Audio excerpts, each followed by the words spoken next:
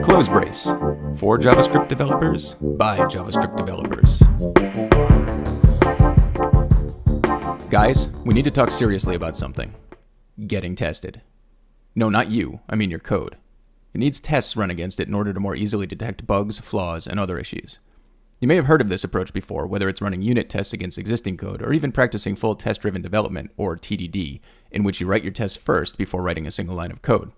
5 minutes is not enough time to introduce you to a full TDD setup, but it's a smart approach that can help you save a lot of time in the long run. Not to mention encourages you to write better or cleaner code right from the start. James Sinclair, an excellent writer and developer, has a fantastic article that thoroughly details the benefits of TDD, and I recommend taking a look. I'll link it in the YouTube description. We're going to use Facebook's Jest language to write our test because A, it's built specifically to play well with React, and B, it also works well with JavaScript in general. I've used others in the past, including Jasmine and Mocha, and they're fine too. If you have a preferred testing method, you should use what you like and are comfortable with. The syntax won't be identical to what we're writing here, but most of them are pretty similar. First, let's install Jest. In your terminal or command prompt, cd to your music list directory. Now type yarn add jest --dev. You may note we've never used --dev before. That's because so far every package we've added has been something that will be necessary for our app to run on production. However, we won't be doing any testing on production because if you're rolling stuff to production that still needs testing, then you've defeated the point of having testing in the first place. By adding --dev, the package gets added to a separate part of package.json, and the dependencies in that section don't get installed when you do a production build. There are a lot of benefits to this, but one of them is obvious. Not installing modules means a smaller file size and memory footprint for our application.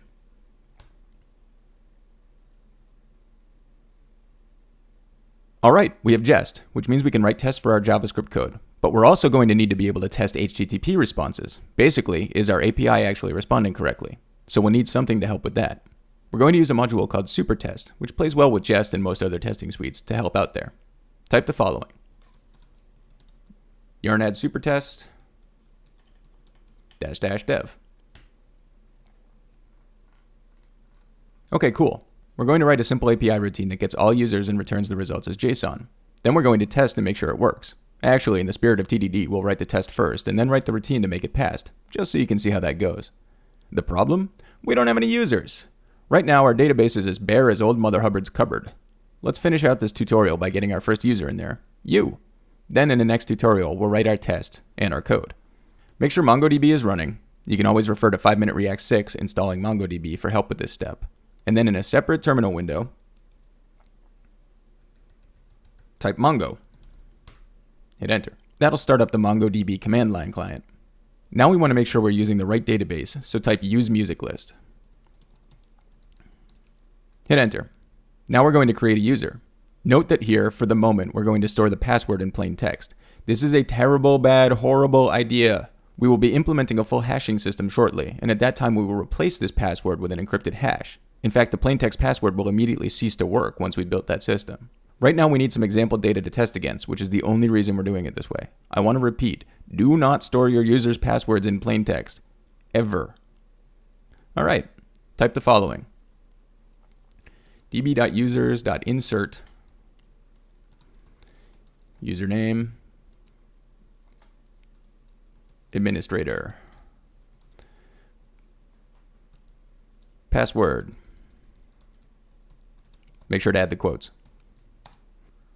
Change this ASAP. First name.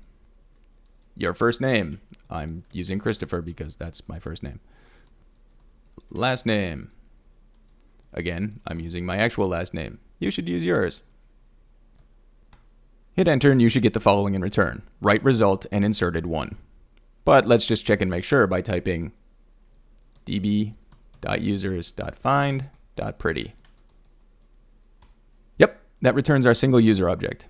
Alright, we've got everything we need to do a bit of coding and testing. We're all set for this tutorial. Catch you in the next one.